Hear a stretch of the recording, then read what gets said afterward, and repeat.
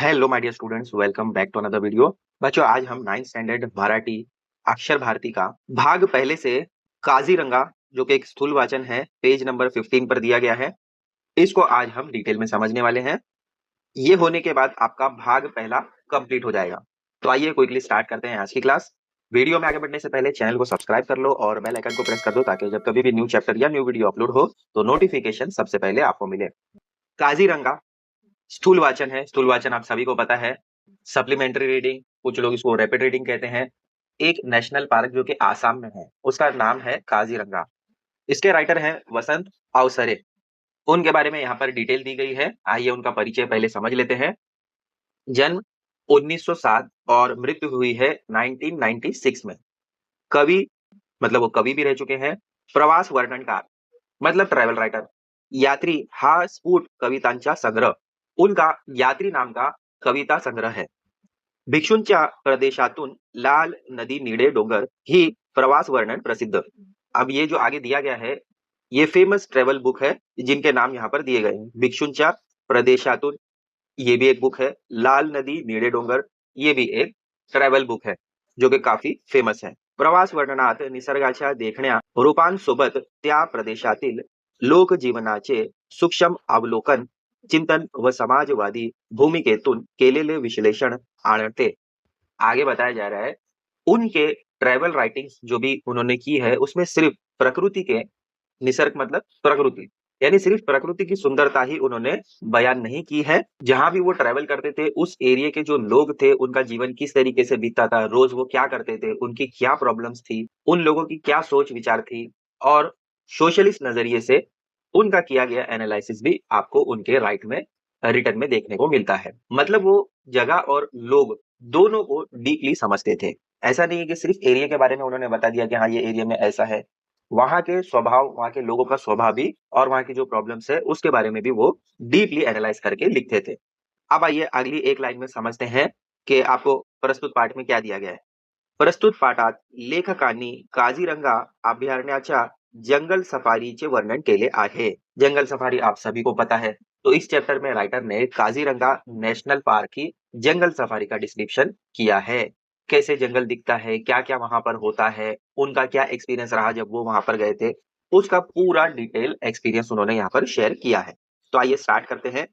सुमारे 265 चौरस किलोमीटर विस्तार असलेली काझीरंगा पशुस्थळी अथवा अभयारण्य साऱ्या भारताच्या एक भूषण आहे। एक एक सेंटेंस रीड करेंगे और उसको समझने की कोशिश करेंगे। जो भी आपको डिफिकल्ट वर्ड्स दिख रहे हैं या लग रहे हैं, उनके मीनिंग्स मैं आपको स्क्रीन पर प्रोवाइड करता रहूंगा, तो आप उनको भी साइड बाय साइड नोट कर लीजिए। तो यहाँ पर फर्स्ट सेंटेंस में बताया जा रहा है कि काजीरंगा जो है वो करीब करीब 265 स्क्वायर किलोमीटर के एरिया में फैला हुआ है। और ये लगभग, मतलब ऑलमोस्ट इतना हो सकता है, एग्जैक्ट नहीं है, लगभग कहा गया है। तो इतना एरिया वहां पर फैला हुआ है वाइल्ड लाइफ सेंचुरी में। और ये पूरे भारत के लिए एक गर्व की बात है। भूषण का मतलब क्या है? गर्व। हमारे लिए गर्व की बात है। एक आफ्रिका सोडल्यास इतके विविध आणि असंख्य पशु पक्षी आसाम विषया जगाच्या पाठीवर इतरत्र कुठेच आढळतात नाहीत। एक अफ्रीका सोडल्यास, अगर हम एक अफ्रीका को छोड़ दें, आसाम, जहां पर आपको ऐसे अलग अलग टाइप के जानवर और पशु पक्षी देखने को मिलते हैं, आसाम के अलावा दुनिया में कहीं और ये आपको देखने को नहीं मिलता। इतकेच नव्हे तर आसाममध्ये वावरणारे काही काही प्राणी जगाच्या पाठीवर दुसरीकडे कुठेही आढळतात नाहीत। अब ये भी एक इसकी खास बात यहाँ पर बताई जा रही है। इतकेच नहीं, इतना ही नहीं, आसाम में रहने वाले कुछ ऐसे जानवर भी आपको देखने को मिलेंगे कि जो पूरी दुनिया में कहीं और नहीं मिलते, वो सिर्फ आसाम में ही होते हैं। होलोक नावाचा एक पूंछविहीन वानर फक्त आसामातच आढळतो। अब यहाँ पर एक एग्जाम्पल दिया गया है कि हुलोक नाम का एक, देखो यहाँ पर दिया है हुलोक, बिना पूंछ का, मतलब पूंछ विहीन। वानर का मतलब होता है बंदर। एक बिना पूंछ वाला बंदर जिसका नाम है हुलोक, वो सिर्फ आपको आसाम में ही देखने को मिलता है। भारताच्या इतर कुठल्याही प्रांतात त्याची वस्ती नाही। आगे बताया जा रहा है कि भारत में किसी और स्टेट में आपको ये बिना पूंछ वाला बंदर हुलोक देखने को नहीं मिलेगा। त्याचे हुलोक हे नाव सुद्धा त्याच्या आवाजावरून पडले आहे। अब ये उसका हुलोक जो नाम दिया गया है, ये उसकी आवाज के ऊपर रखा गया है। मतलब उसकी आवाज में हुलोक इस तरीके की वॉइस आती होगी, इस तरीके का साउंड आता होगा, इसीलिए उसका नाम हुलोक रखा है। आसामचे वैशिष्ट्य दाखवणारा दूसरा प्राणी म्हणजे एक शिंगी गेंडा। जैसे यहाँ पर आपको दिख रहा होगा, एक सिंग का गेंडा जो है, ये वहाँ का सेकंड प्राणी है, समझ लीजिए। आसाम की खासियत दिखाने वाला दूसरा जानवर अगर हम कह सकते हैं तो एक सिंग वाला गेंडा, ये वहाँ आसाम का सबसे ज्यादा फेमस एनिमल है। राज्याचे प्रतीक म्हणून आसामात ठिकठिकाणी त्याचे पुतळे उभारलेले आढळतात। मतलब आसाम स्टेट का सिंबल होने की वजह से आसाम में जगह-जगह गेंडे के स्टैचू लगे हुए आपको देखने को मिलते हैं। कुणी म्हणेल, हा अगदी निर्भूत प्राणी एखाद्या राज्याचे प्रतीक म्हणून का पसंत केला जावा? कोणी म्हणेल मतलब कोई पूछ सकता है कि ये अगदी बिल्कुल एकदम डम्ब एनिमल, निर्बुद्ध मतलब एकदम डम्ब एनिमल है वो, स्टूपिड एनिमल है, उसको एक स्टेट का, एक राज्य का सिंबल क्यों बनाया गया? क्यों पसंद किया गया उसको एज अ स्टैच्यू? पण प्रथमदर्शनी वाटतो तितका हा प्राणी टाकाऊ नाही। मतलब वो कह रहे हैं कि लेकिन पहली नजर में जैसा वो लगता है, गेंडा देखने के बाद में ऐसा लगता है कि बहुत डम है, बेकार जानवर है, लेकिन ऐसा नहीं है, इसकी कुछ खास बातें भी हैं और वो आगे आपको चैप्टर में देखने को मिलेगी। कोणातरी इंग्रज कवीने गेंड्यावर एक लहानशी कविता करून तो माणसापेक्षा कसा श्रेष्ठ आहे ते दाखवले आहे। कोई इंग्लिश पोएट है, उसने गेंडे पर एक छोटी सी पोयम लिखी है और बताया है कि वो कैसे इंसानों से बेहतर है। एखादा पुतळा पाहणे आणि त्याला प्रत्यक्ष पाहणे यांत फार फरक असतो। किसी एक पर्सन का या किसी भी जानवर का स्टैच्यू देखने में और उसको पर्सनली सामने से देखने में बहुत ज्यादा फर्क होता है। जैसे अभी आपने गेंडे का स्टैच्यू देखा, तो स्टैच्यू में आपको एक अलग देखने को मिलता है और पर्सनली जब आप उसको लाइव देखते हैं, गेंडे को सामने से देखते हैं, तो वो एक उसका आपको एक्सपीरियंस अलग होता है। तो वही यहाँ पर राइटर बता रहे हैं। मी तर गेंडा व त्याच्या बरोबर आसामातले इतर पशु-पक्षीही प्रत्यक्ष व जवळून पाहण्याची संधी मिळावी म्हणून काझीरंगाला आलो होतो। मतलब अब यहाँ पर राइटर वो अपने बारे में बता रहे हैं कि मैं तो गेंडा और आसाम के बाकी जानवर, पशु-पक्षियों को रियल में सामने से पास से देखना चाहता था और जब मुझे ऐसा मौका मिला, तो मैंने काझीरंगा आना डिसाइड किया। अशा ठिकाणी वन्य पशु बहुधा सकाळी लवकर अथवा सूर्यास्ताच्या वेळी पाहायला मिळतात। तो वो बता रहे हैं कि जब कभी भी आप ऐसे वाइल्ड लाइफ एरिया में आते हो, जंगल सफारी पर आते हो, तो ऐसी जगह पर जंगल के जानवर जो है अक्सर या तो आपको सकाळी यानी सुबह-सुबह एकदम अर्ली मॉर्निंग देखने को मिलेंगे या तो सूर्यास्त यानी जब सनसेट होता है उस टाइम आपको जानवर देखने को मिल सकते हैं। आदल्या रात्री खूप पाऊस पडला होता। जब राइटर वहां पहुंचे थे तो एक रात पहले वहां पर बहुत ज्यादा बारिश हो चुकी थी। तेव्हा सकाळी जर पावसाची बुरबुरी चालू राहिली तर जंगलात जाणे कठीण हे मी जाणून होतो, पण माझे नशीब जोरदार होते। तो वो बता रहे हैं कि अगर ऐसी ही बारिश कंटिन्यू चलती रहती, जंगल सफारी करने का जो हमारा ख्वाब था वो हो सकता है कि मुश्किल में पड़ जाता, लेकिन आगे वो बताते हैं कि पण मेरी नसीब जो है वो बहुत जोरदार थी, मेरी नसीब बहुत अच्छी थी। दुसऱ्या दिवशी सकाळी आकाश पूर्णपणे निर्भर होते। मतलब जैसे ही सुबह हुई तो अगला दिन जो है वो आसमान बिल्कुल साफ था, वहां पर कोई भी बादल उन्हें देखने को नहीं मिले, इसीलिए उन्होंने कहा कि मेरी नसीब अच्छी थी। पूर्वेचा वारा पण इतका शांत होता की जंगलात फिरणाऱ्या जानवरांना आमच्या वास ही येणे कठीण होते। तो अब वो बता रहे हैं कि जो हवा होती है, पूरब की हवा जो है, वो इतनी शांत थी कि जंगल में घूम रहे जानवरों को हमारी स्मेल भी नहीं आ सकती थी। इसलिए वो भागेंगे भी नहीं। मतलब जो जानवर होते हैं उन्हें अगर स्मेल पता चल जाए किसी की, अगर उन्हें खुशबू आ जाए, तो वहां से वो एक्टिव हो जाते हैं और भाग जाते हैं। तो वो कह रहे हैं कि वो जो हवा थी इतनी शांत थी कि ये जो ट्रैवल करने वाले लोग थे उनकी स्मेल जो है वो कहीं भी आसपास इधर-उधर नहीं जा रही थी, बिकॉज़ हवा शांत थी। क्योंकि आप सभी को पता है कि हवा की वजह से ही जो भी स्मेल है वो सारी इधर-उधर फैलती है। तो हवा शांत होने की वजह से ऐसा कुछ भी नहीं हुआ।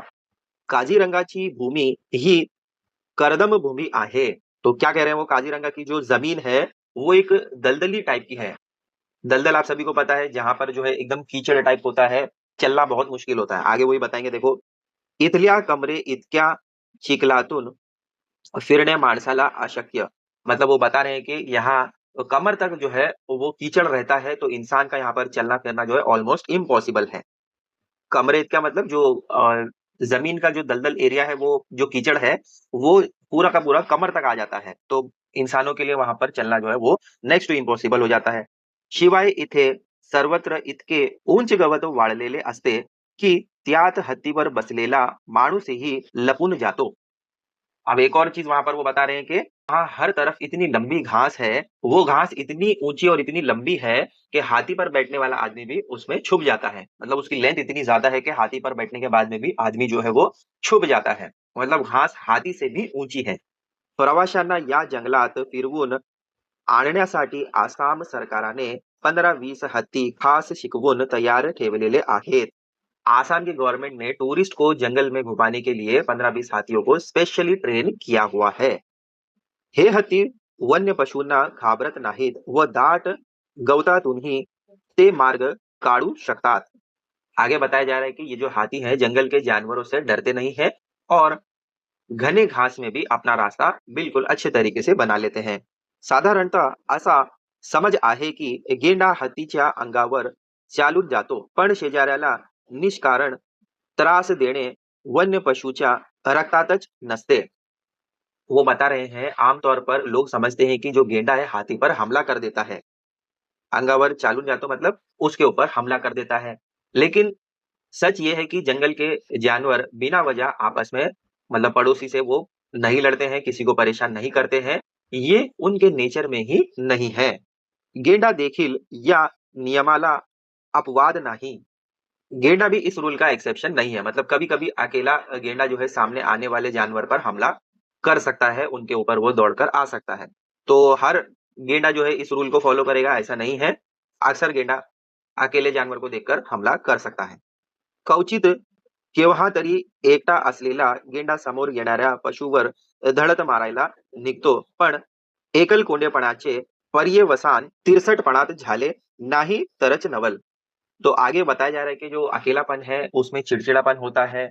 अगर आप भी अकेले रहो तो उसके अंदर आपको एकदम अलग से फीलिंग आ जाती है, अकेलेपन में आप एकदम चिड़चिड़े हो जाते हो। तो गेंडा भी जो है वो अकेला होता है, इसकी वजह से हो सकता है कि उसके अंदर वो चिढ़ हो और जिसकी वजह से अगर सामने कोई आ जाए तो वो हमला कर सकता है। और ये बात जो है वो कोई आश्चर्य की नहीं है, इसमें आपको एक्सेप्ट करना पड़ेगा कि जो अकेला जानवर होता है उसके अंदर इस तरीके का नेचर होना ये नॉर्मल है। इसमें कोई आश्चर्य की बात नहीं है। अब आ जाइए नेक्स्ट पेज पर। जंगलातील प्रचंडकाय प्राण्यात भारतातील एक शिंगी गेंड्याचा चौथा नंबर लागतो म्हणतात। वो बता रहे हैं कि दुनिया के सबसे बड़े जानवरों में इंडिया का एक सिंग वाला जो गेंडा है वो फोर्थ नंबर पर, चौथे नंबर पर आता है। पहिल्या तिघांत आफ्रिकी हत्ती, भारतीय हत्ती व आफ्रिकेतला सफेद गेंडा यांचा समावेश होतो। तो पहले 3 कौन है? अफ्रीकन हाथी, इंडियन हाथी और सफेद गेंडा जो कि अफ्रीका का है। तो ये पहले 3 आते हैं और चौथे पर जो है वो गेंडा आता है इंडिया का। जंगलात फिरण्यासाठी मला एक हत्तीण मिळाली होती। मतलब वो कह रहे हैं कि जब मैं वहां पर काजीरंगा पर गया था, राइटर बता रहे हैं, तो जंगल में घूमने के लिए मुझे एक फीमेल हाथी, हत्तीण का मतलब फीमेल हाथी, तो उन्हें एक फीमेल हाथी दिया गया था। तिचे नाव वैजयंती असे होते। तो उस हाथी का नाम जो है वो फीमेल हाथी का नाम वैजयंती रखा गया था।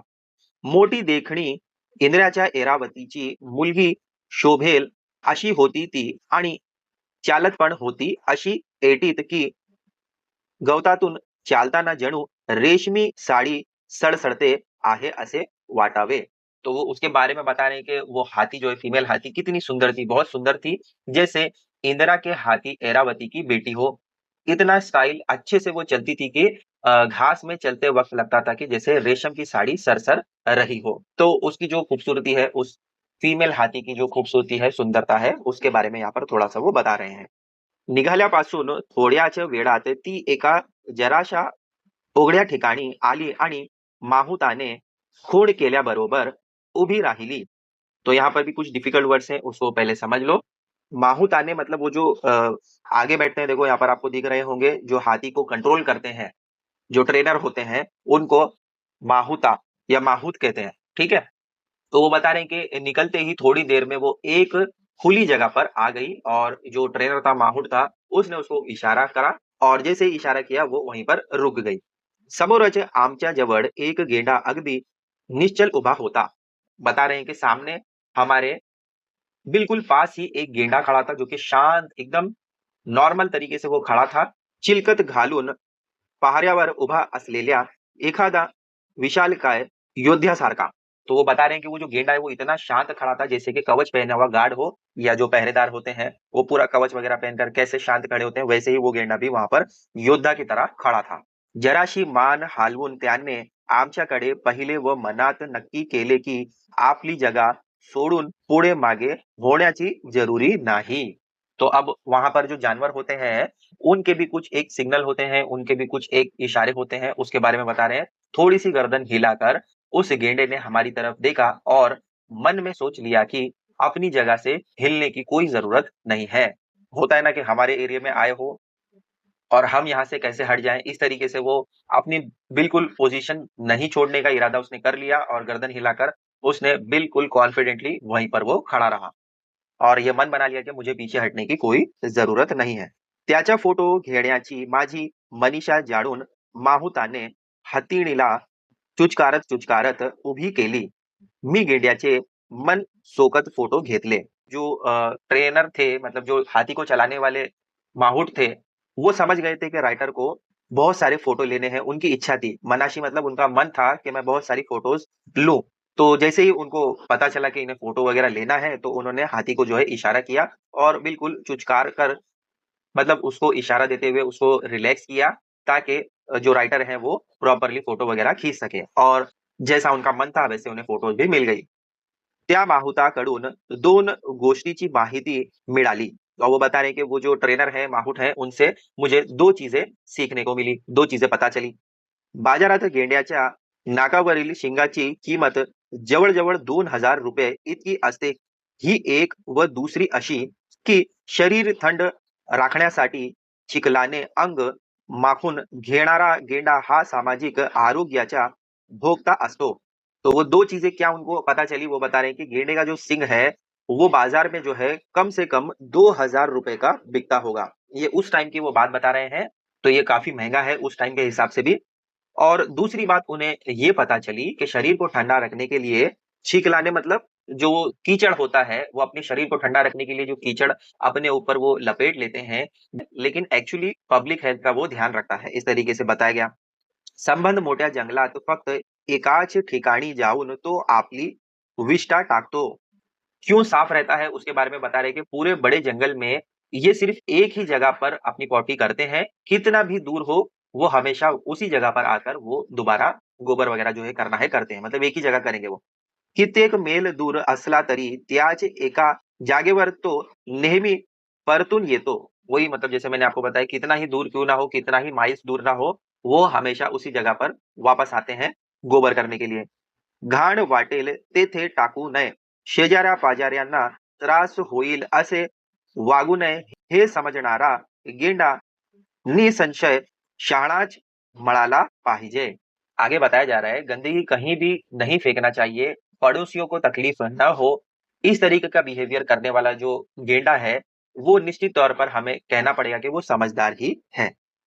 माहुताने खूण केली व घरखन वळसा घेऊन वैजयंती दूसरीकडे निघाली। तो माहूट ने इशारा किया और वैजयंती तुरंत मुड़कर दूसरी तरफ चल पड़ी। त्याच वेळी एक पांढरा शुर्भ गाय बगड़ा डोक्यावरून पंख हालवत उड़ाला। जैसे ही वैजयंती ने अपना रुख मोड़ा उसी समय एक बिल्कुल सफेद बगुला सर पर से उड़ता हुआ पंख मारता हुआ वहां से चला गया। मतलब इनके सर के ऊपर से एक बगला जो है वो उड़ता हुआ निकल गया सफेद कलर का। मी लगेच मनात नक्की केले की जवळपास कुठेतरी रानहंशीचा कळप असला पाहिजे।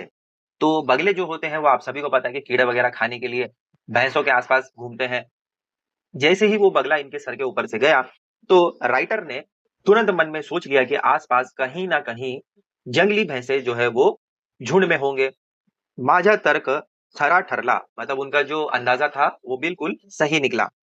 गिरकी घेऊन बगळा जिथे उतरला त्या दिशेने माहुताने वैजंतीला हाकारले आणि 5 पांढरा महाशींचा एक कळप शांतपणे चरताना आमच्या दृष्टीस पडला। और राइटर ने बताया कि गिरखी घेऊन मतलब जैसे चक्कर काट कर वो बगुला जहां पर उतरा, तो माहुटी ने क्या किया कि उसी दिशा में वैजंती को इशारा किया, उसी तरफ मोड़ लिया। तो जैसे ही वो बगला जो है लैंड करता है, तो वहां पर वो जब जाते हैं तो देखने को मिलता है कि 5-15 मतलब कम से कम होंगे कि 5 या 15 भैंसे जो है वो इकट्ठा झुंड में शांत घास चर रही थी। माशी गवतातून चालतात, त्यावेळी गवतातले अनेक लहान कीटक घाबरून हवेत उड़तात। वो बता रहे हैं कि माशी मतलब वो जो भैंसे हैं जब वो चलती हैं, तो जो कीड़े होते हैं वो घबरा कर, घास में कीड़े तो होते हैं ना, तो वो घबरा कर जो है वो कीड़े उड़ने लगते हैं, इधर-उधर उड़ने लगते हैं।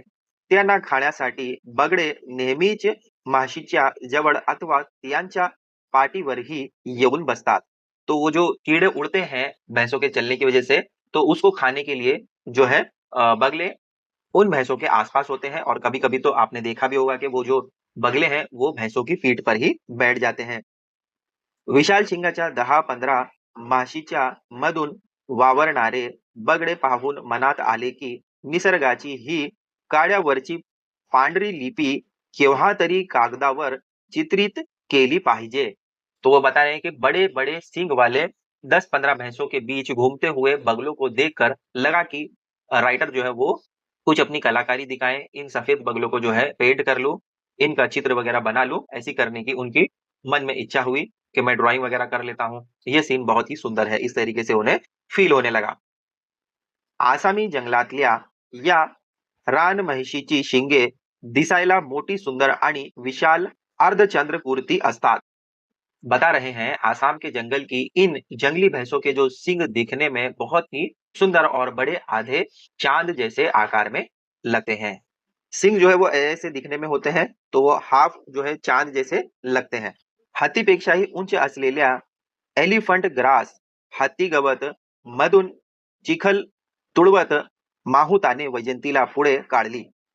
हाथी से भी ऊंची एलिफेंट ग्रास में से कीचड़ को पैर से रौंदते हुए माहुट ने वैजंती को आगे बढ़ाया।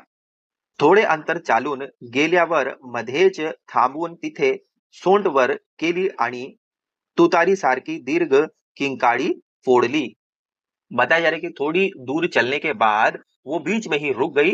उसने अपनी सूंड ऊपर करके बहुत ही जोर से उसने चीख मारी। मला वाटले काहीतरी संकट आहे। तो राइटर को लगा कि अब हो सकता है कि वहां पर कुछ प्रॉब्लम हो। माहुताने इकडे तिकडे नजर फिरवली आणि हातीणीला पुढे चालण्याची सूचना केली। तो जो ट्रेनर है माहुट है उसने इधर उधर देखा क्योंकि हाथी ने बहुत जोर से चिल्लाया था, तो उसको लगा कि हो सकता है कि वहां आसपास में कुछ खतरा हो, तो उसने प्रॉपरली चेक किया और फिर उसके बाद में हाथी को इशारा किया कि आगे बढ़ो। सावधानपणे पावले टाकत बहुत ही आराम आराम से सावधानी से आगे चलने का इशारा किया माहुट ने। गवतातून चालत ती एक डबक्यापाशी आली, तो मतलब चलते हुए आगे बढ़ते हुए एक छोटा तबेले के पास वो पहुंच गई। डबक्याच्या काठावर एक हरिण मरून पडले होते। तो आगे जैसे ही बढ़े वो उस तबेले के किनारे पर एक हिरन मरा हुआ पड़ा था। हाथीने पुन्हा एक किंकाळी फोडली आणि तोंड हवेत फिरवून चारी दिशांनी वास घेतला। उन्हें पहले ही पता चल जाता है जानवरों को कि आसपास में क्या है, स्मेल से पता चल जाता है। तो हाथी ने जैसे ही उस मरे हुए हिरन के पास पहुंचा, तो हाथी ने फिर से एक चीख मारी और अपने मुंह में हवा घुमाने लगी ताकि वो वहां की दिशा का पता कर सके, मतलब जो एरिया है वहां पर क्या स्मेल है और वहां पर कोई खतरा तो नहीं है। इस तरीके से वहां की स्मेल जो है वो अंदर लेने लगी। जणू काय मृत्यूचे पावले आजूबाजूला कुठे रेंगाळत आहेत की काय याचा मागोवा ती घेत होती। मतलब वो जो सांस अंदर लेने का रीजन है वो बताया जा रहा है कि वो पता लगाने की कोशिश कर रही थी वैजंती के आसपास में कोई खतरा तो नहीं है, मौत एकदम हमारे आसपास तो नहीं है। माहुताने वैजंतीला जरा खाली वाकायला लावले आणि आपल्या सोबत्याला खाली उडी मारायला सांगितले। वो जो माहुट था उसने वैजंती को थोड़ा सा नीचे झुकने को कहा और अपने साथियों को नीचे कूदने के लिए कहने लगा। त्या सोबत्याने खाली उतरून हरण्याच्या प्रत्येकाचे नीट निरीक्षण केले। जैसे ही उसके साथी नीचे उतरे उन्होंने प्रॉपरली उस मरी हुई हिरन को अच्छे से देखा, ध्यान से देखा और पता लगाने की कोशिश कर रहे थे कि क्या रीजन है उसकी मौत का। कुठल्या तरी प्राण्याने छातीत शिंग खुपसून त्याची हत्या केली होती। तो होता है ना कि जब लड़ाई वगैरह होती है तो किसी जानवर ने उसकी छाती में जो है, उसके चेस्ट में जो है सींग घुसाकर उसको मार दिया था। जब लड़ाई वगैरह होती है तो आपस में इसी तरीके से लड़ते हैं। तो वो हिरन जो है इस तरीके से वहां पर मरी हुई थी। उसका रीजन उन्हें ये पता चला। किती नाजूक सुंदर जीव, पण जनावराच्या एका आंधळ्या वेड्या लहरीबरोबर चक्काचूर झाला त्याचा, माझे मन क्षणभर बधीर झाले। राइटर कहते हैं कि कितनी नाजुक थी वो, मतलब वो जो हिरन मर गई वो कितनी नाजुक थी, सुंदर थी, लेकिन किसी जानवर की आंधी और पागल सी झुंझुनाहट ने अस्तित्व को खत्म कर दिया, मतलब उसको मार दिया। और आगे वो कहते हैं कि माझा मन, मतलब उनका जो मन है थोड़ी देर के लिए बिल्कुल ही नम हो गया, सुन्न हो गया। काजीरंगाचा विस्तीर्ण वन प्रदेश तुटवत आणि भिजलेल्या वाऱ्यावर मंद मंद गतीने तरंगत गिरक्या घेणारा जमिनीच्या व गवताच्या वास होंगत वैजंती प्रवासी बगल्याच्या दिशेने चालू लागली। तो जैसे ही उन लोगों को वो सारी चीजें पता चली, हिरन मरा हुआ था, रीजन वगैरह पता करने के बाद वो काजीरंगा के बड़े जंगलों को रौंदते हुए वैजंती आगे बढ़ने लगी। और वो कहाँ जा रही थी? वैजंती टूरिस्ट बंगलों की तरफ अपने बढ़ने लगी।